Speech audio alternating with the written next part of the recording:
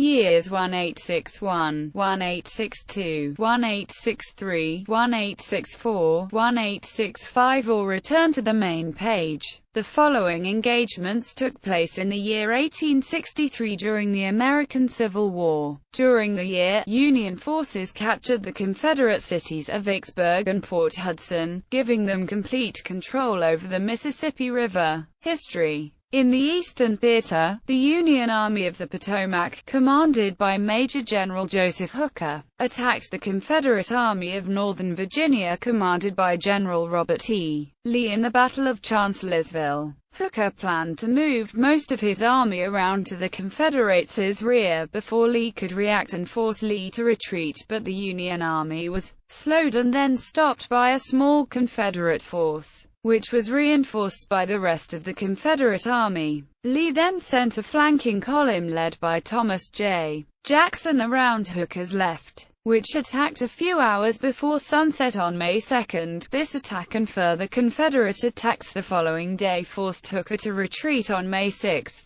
During the battle, Jackson was wounded by friendly fire and died several days later. Lee reorganized his army following the campaign and launched an invasion of Union territory in June. Moving through the Shenandoah Valley into Pennsylvania, Hooker was relieved of command on June 29. Due to continuous disputes with the government over the garrison of Harper's Ferry, and replaced by Major General George Meade. During the Battle of Gettysburg from July 1 to July 3, Meade successfully held off Lee's attacks while inflicting heavy casualties in return. Lee was forced to retreat back to Virginia. Meade followed in close pursuit but was unable to find an opportunity to completely crush the Confederate Army. In October, Lee attempted to isolate and destroy Meade during the Bristoe campaign but failed in an attack on Union positions at the Battle of Bristoe Station on October 14. Pressed by Union authorities, Meade also tried to attack Lee's positions along the Mine Run. However, Lee was able to establish a fortified defensive line across the Union line of advance. Meade judged the Confederate position too strong to attack and retreated. In the Western Theater, simultaneous Union offensives from northern Mississippi and eastern Louisiana resulted in the sieges of Vicksburg and Port Hudson, both along the Mississippi River. Ulysses S. Grant started the Vicksburg campaign near the end of April when he crossed the Mississippi River near Bruinsburg Landing, south of Grand Gulf. He then marched inland and captured the Mississippi state capital of Jackson before turning east to Vicksburg. This isolated the Confederate garrison from Confederate supplies and reinforcements. After a 6-week siege, the Confederate garrison surrendered on July 4, followed by the surrender of Port Hudson on July 9.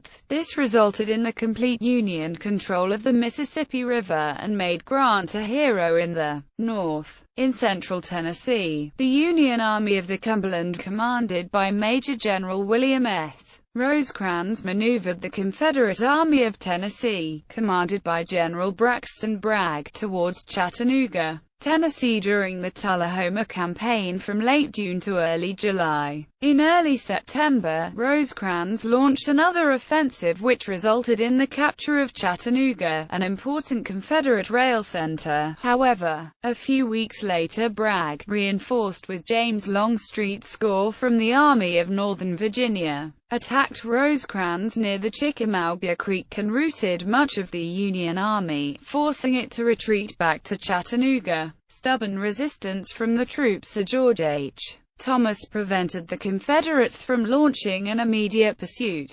Bragg settled his army into a siege of Chattanooga, almost completely cutting off all supplies to the Union Army. Soon, dissension and arguments began to create tension in the Confederate Army's high command. This resulted in Longstreet being sent to eastern Tennessee, and a reorganization of the army in an attempt by Bragg to rid the army of his critics. Grant, promoted to command of the Military Division of the Mississippi, took command of the Union forces near the city, which was reinforced by the Army of the Tennessee and a detachment from the Army of the Potomac. During the 3 days from November 23 to the 26th, Grant launched a series of attacks on the Confederate positions and was able to drive off Bragg's army. A rearguard action by Patrick Cleburne at Ringgold Gap halted the Union pursuit long enough for Bragg to reach safety. A few weeks after the battle, Bragg was relieved of command by his own request.